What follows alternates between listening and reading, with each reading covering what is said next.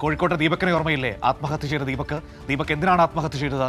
ഷിംജിത മുസ്തഫ എന്ന് പറയുന്ന മുസ്ലിം ലീഗ് നേതാവ് ഒരു തെറ്റായ വീഡിയോ ദീപകിന്റെ ചിത്രീകരിച്ച് അത് സമൂഹ മാധ്യമങ്ങളിൽ അയാളെ മോശക്കാരനാക്കി പോസ്റ്റ് ചെയ്യുന്നു. അതിനെ തുടർന്ന് അഭിമാനം ചോദ്യം ചെയ്യപ്പെട്ട ആ മനുഷ്യൻ ആത്മഹത്യ ചെയ്യേണ്ടി വരുന്ന സാഹചര്യം നമ്മുടെ മുൻപിലുണ്ട്. അത് ഓർമ്മയുണ്ടല്ലോ അല്ലേ എല്ലാവർക്കും? ഇന്ന് ദീപകിന്റെ ആത്മഹത്യ ചെയ്ത വിഷയത്തിൽ ഷിംജിതയുടെ ജാമ്യ ഹർജി കോഴിക്കോട് ജില്ലാ കോടതി ഇന്ന് പരിഗണിക്കുന്ന ദിവസം കൂടിയാണ്. നേരത്തെ കുന്നമംഗലം കോടതി ജാമ്യാപേക്ഷ തള്ളിയിരുന്നു. അതിന് പിന്നാലെയാണ് ഇപ്പോൾ ഷിംജിത ജില്ലാ കോടതിയെ സമീപിച്ചിരിക്കുന്നത്. വിവരങ്ങളുമായി മേഘ മാധവൻ കോഴിക്കോട് നിന്ന് നമ്മളോടൊപ്പം ചേരുകയാണ്. നോക്കാം എന്താണ് സമഗ്രമായ വിവരങ്ങളെന്ന്. മേഘ, ഗുഡ് മോർണിംഗ്. ഷിംജിതയുടെ ജാമ്യ ഹർജി ഇന്ന് കോഴിക്കോട് ജില്ലാ കോടതിയിലേക്ക് എത്തുകയാണ്. നേരത്തെ കുന്നമംഗലം കോടതി ജാമ്യ ഹർജി തള്ളിയത് നമ്മുടെ മുൻപിലുണ്ട്. അന്ന് പ്രോസിക്യൂഷൻ പറഞ്ഞ പ്രധാനപ്പെട്ട കാര്യങ്ങൾ ഈ സോഷ്യൽ മീഡിയയിൽ വൈറലാകാൻ വേണ്ടിയിട്ടാണ് ഷിംജിത മുസ്തഫ ആ വീഡിയോ ചിത്രീകരിച്ചത് എന്നാണ്. ഈ മൊബൈൽ ഫോണിന്റെ ശാസ്ത്രീയ പരിശോധനാ ഫലമടക്കം ഈ കേസിൽ ഏറ്റവും നിർണായകവുമാണ്. അത് വളരെ വേഗത്തിൽ കിട്ടാനുള്ള നടപടികളൊക്കെ പോലീസ് അന്ന് സ്വീകരിച്ചിരുന്നു. ഈ ശാസ്ത്രീയ പരിശോധനാ ഫലമൊക്കെ കിട്ടിയിട്ടുണ്ടോ? പോലീസിന്റെ തുടർ നീക്കങ്ങൾ എങ്ങനെയായിരുന്നു? മറ്റു പ്രധാനപ്പെട്ട കാര്യങ്ങൾ. Manu, good morning. അതായത് ദീപകിന്റെ ആത്മഹത്യയുമായി ബന്ധപ്പെട്ടുകൊണ്ട് ഷിംജിത നേരത്തെ ജാമ്യാപേക്ഷ കൊടുത്തത് കുന്നമംഗലം കോടതി തള്ളിയിരുന്നു. വിശദമായ വാദം കേട്ടതിന് പിന്നാലെയാണ് കുന്നമംഗലം കോടതി ജാമ്യാപേക്ഷ തള്ളിയത്. അതിനു പിന്നാലെയാണ് കോഴിക്കോട് ജില്ലാ കോടതിയെ സമീപിച്ചിരിക്കുന്നത്. ഏകദേശം 11 മണിയോടുകൂടി തന്നെ ജാമ്യാപേക്ഷ പരിഗണിക്കും എന്നാണ് മനസ്സിലാക്കുന്നത്. ഒരു പക്ഷേ വിശദമായ വാദം ഈ കേസുമായി ബന്ധപ്പെട്ട് ഇന്ന് കോടതിയിൽ നടക്കും എന്നതാണ് മനസ്സിലാക്കുന്നത്. കുന്നമംഗലം കോടതിയിലും സമാനമായി വിശദമായ വാദം ഈ കേസുമായി ബന്ധപ്പെട്ട് നടന്നിരുന്നു. ഇവിടെയും ജില്ലാ കോടതിയിലും ഈ പ്രതിഭാഗം, അതായത് മുസ്ലിം ലീഗിന്റെ നേതാവ് കൂടിയായ ഷിംജിത ഉന്നയിക്കുന്ന വാദം എന്നത് താൻ ഇത്തരത്തിൽ ബസ്സിൽ വെച്ച് ലൈംഗിക അതിക്രമം നേരിട്ടു എന്ന് തന്നെയാണ്. അതിനപ്പുറത്തേക്ക് മറ്റൊന്നും ഈ കേസിൽ വാദിക്കാൻ ഇല്ല എന്നതാണ് പ്രധാനം. ഏതായാലും പക്ഷേ പോലീസ് പ്രധാനമായി മുൻപോട്ട് വെക്കുന്ന കാര്യങ്ങൾ എന്നത് ഈ കേസുമായി ബന്ധപ്പെട്ടുകൊണ്ട് ഇത്തരത്തിൽ ലൈംഗിക അതിക്രമം നേരിട്ടെങ്കിൽ പരാതി എന്തുകൊണ്ട് ആ സമയത്ത് നൽകിയില്ല, അതിനൊപ്പം തന്നെ എന്തുകൊണ്ട് പ്രതികരിച്ചില്ല, അതിനൊപ്പം തന്നെ മറ്റ് ബസ്സിലെ CCTV ദൃശ്യങ്ങൾ ഉൾപ്പെടെ പരിശോധിച്ചതിൽ അസ്വാഭാവികമായി ഒന്നും കണ്ടെത്തിയിട്ടില്ല എന്ന കാര്യം കൂടിയുണ്ട്. ബസ് ജീവനക്കാരുടെയും യാത്രക്കാരുടെയും മൊഴിയെടുത്തപ്പോഴും ഈ പരാതിയെ സാധൂകരിക്കുന്ന ഒന്നും ലഭിച്ചിട്ടില്ല എന്നതും പ്രധാനമാണ്. അതുൾപ്പെടെയുള്ള കാര്യങ്ങളായിരിക്കും പ്രോസിക്യൂഷൻ ഇന്ന് കോടതിയിൽ വാദിക്കുക എന്നതാണ് മനസ്സിലാക്കുന്ന വിവരം. ഫോണിന്റെ ഫോറൻസിക് പരിശോധനാ ഫലം ഇതുവരെ ലഭിച്ചിട്ടില്ല. നേരത്തെ പോലീസ് അത് പെട്ടെന്ന് തന്നെ നൽകണം എന്നൊരു ആവശ്യം ഉന്നയിച്ചിരുന്നു. എന്നാൽ അത് ലഭിക്കാത്തൊരു സാഹചര്യം കൂടിയുണ്ട്. 2 ദിവസം കഴിഞ്ഞാൽ ഈ കസ്റ്റഡി അപേക്ഷ നേരത്തെ നൽകിയിരുന്നു. 2 ദിവസം കഴിഞ്ഞാൽ കസ്റ്റഡിയിൽ വാങ്ങി ഷിംജിതയെ വിശദമായി ചോദ്യം ചെയ്യുക എന്നതാണ് പോലീസും വിചാരിക്കുന്നത്. ഇന്നത്തെ ജാമ്യാപേക്ഷയ്ക്കനുസരിച്ചായിരിക്കും മുൻപോട്ടുള്ള കാര്യങ്ങൾ എന്നതാണ് ഏറ്റവും പ്രധാനം. ഏതായാലും വിശദമായ വാദം ഇന്നത്തെ ദിവസം ഉണ്ടാകും എന്ന് തന്നെയാണ് മനസ്സിലാക്കുന്നത്.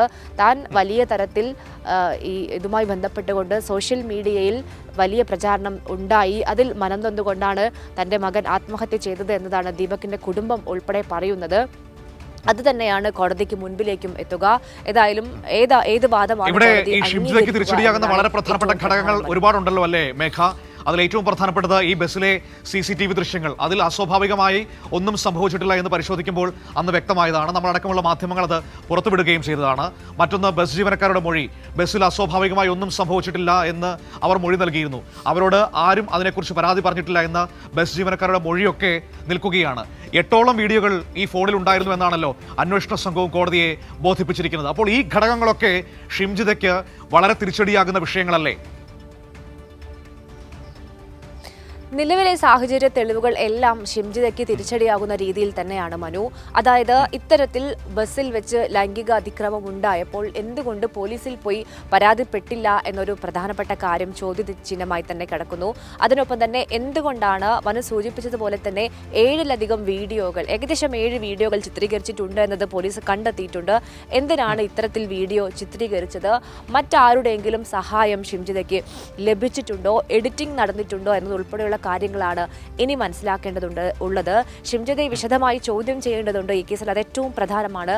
കാരണം എന്തിനാണ് ഇത്തരത്തിൽ 7 വീഡിയോ ഉൾപ്പെടെയുള്ള കാര്യങ്ങൾ മനസ്സിലാക്കേണ്ടതുണ്ട്. മറ്റാരുടെയെങ്കിലും സഹായമുണ്ടോ? അതിനൊപ്പം തന്നെ ഏതെങ്കിലും തരത്തിൽ ഈ ദീപകിനെ ഭീഷണിപ്പെടുത്തുന്ന സാഹചര്യം ഉണ്ടായിട്ടുണ്ടോ? അതുൾപ്പെടെയുള്ള കാര്യങ്ങൾ കൂടി പോലീസിന് ഇനി കണ്ടെത്തേണ്ടതുണ്ട്. അതിൽ ചോദ്യം ചെയ്യലും നിർണായകമാണ്.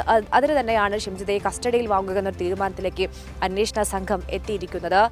വലിയ അതൊരു പ്രധാനപ്പെട്ട വിഷയമാണല്ലോ. അന്ന് അവിടെ നമ്മൾ ആ വീട്ടിൽ പോയപ്പോൾ, ദീപകിന്റെ വീട്ടിൽ പോയപ്പോൾ സുഹൃത്തുക്കളൊക്കെ പറഞ്ഞൊരു കാര്യമുണ്ട്. പതിവിൽ കൂടുതൽ പണം ദീപകിന്റെ കയ്യിലുണ്ടായിരുന്നു. 40,000 രൂപയോ മറ്റോ ദീപകിന്റെ കയ്യിലുണ്ടായിരുന്നു. അത് ദീപകിനെ ഭീഷണിപ്പെടുത്തി ആർക്കെങ്കിലും കൊടുക്കാൻ വേണ്ടി, അതായത് ഭീഷണിയെ തുടർന്ന് ആർക്കെങ്കിലും കൊടുക്കാൻ വേണ്ടി ദീപക് എടുത്തു വെച്ചതാണോ എന്ന സംശയമടക്കം അന്ന് സുഹൃത്തുക്കളൊക്കെ പ്രകടിപ്പിച്ചിരുന്നു. അപ്പോൾ അതൊക്കെ പ്രധാനപ്പെട്ട അന്വേഷണ വിഷയമായി പോലീസിന്റെ മുന്നിൽ നിൽക്കുകയാണ്. മനു, അതുതന്നെയാണ്. അതായത് പോലീസ് എല്ലാ വശങ്ങളും പരിശോധിക്കുന്നുണ്ട്. ഈ കേസുമായി ബന്ധപ്പെട്ടുകൊണ്ട് ദീപകിന്റെ ഫോൺ ഉൾപ്പെടെ പോലീസ് പരിശോധിക്കുകയാണ്. ഏതെങ്കിലും തരത്തിൽ ഹണി ട്രാപ്പ് ഉണ്ടായിട്ടുണ്ടോ എന്ന ഭാഗം കൂടി പോലീസ് നോക്കുന്നു. മെഡിക്കൽ കോളേജ് പോലീസിന്റെ നേതൃത്വത്തിലാണ് അന്വേഷണം പുരോഗമിക്കുന്നത്. ഈ സംഭവത്തിന് പിന്നാലെ പയ്യന്നൂരിൽ ബസ്സിൽ വെച്ചാണ് ഇത്തരത്തിലൊരു സംഭവം ഉണ്ടാകുന്നത്. അതിനു പിന്നാലെ ദീപകിന് ഏതെങ്കിലും തരത്തിൽ ഹരാസ് ചെയ്യപ്പെട്ടിട്ടുണ്ടോ എന്ന കാര്യം കൂടി പോലീസ് പരിശോധിക്കുന്നു. അതിൽ ഏറ്റവും പ്രധാനം എന്നത് ഷിംജിതയെ വിശദമായി ചോദ്യം ചെയ്യുക എന്നതാണ്. ഈ സംഭവത്തിന് പിന്നാലെ പോലീസ് കസ്റ്റഡിയിൽ വാങ്ങുക എന്നത് 5-ാം തീയതിയാണ് കസ്റ്റഡി അപേക്ഷ. ഇതുമായി ബന്ധപ്പെട്ട് കസ്റ്റഡിയിൽ വാങ്ങാനുള്ള നടപടികൾ പോലീസ് നീക്കുന്നത്. ഷിംജിതയെ കസ്റ്റഡിയിൽ വാങ്ങി വിശദമായി ചോദ്യം ചെയ്താൽ മാത്രമേ ഇത്തരത്തിൽ ഭീഷണിപ്പെടുത്തിയിട്ടുണ്ടോ, പുറത്തുനിന്ന് ആരുടെങ്കിലും സഹായം ലഭിച്ചിട്ടുണ്ടോ, ഇത് മുൻകൂട്ടി ഇത്തരത്തിൽ പ്ലാൻ ചെയ്തുകൊണ്ട് സൃഷ്ടിച്ചൊരു വീഡിയോ ആണോ എന്ന സംശയങ്ങളൊക്കെ തന്നെ കിടക്കുന്നത് കൊണ്ട് ആ കാര്യങ്ങളൊക്കെ തന്നെ വിശദമായി പോലീസിന് മനസ്സിലാക്കേണ്ടതുണ്ട്. അതുകൊണ്ട് തന്നെയാണ് ഈ കേസിൽ കസ്റ്റഡി നിർണായകമാണ് എന്ന് പറയുന്നത്.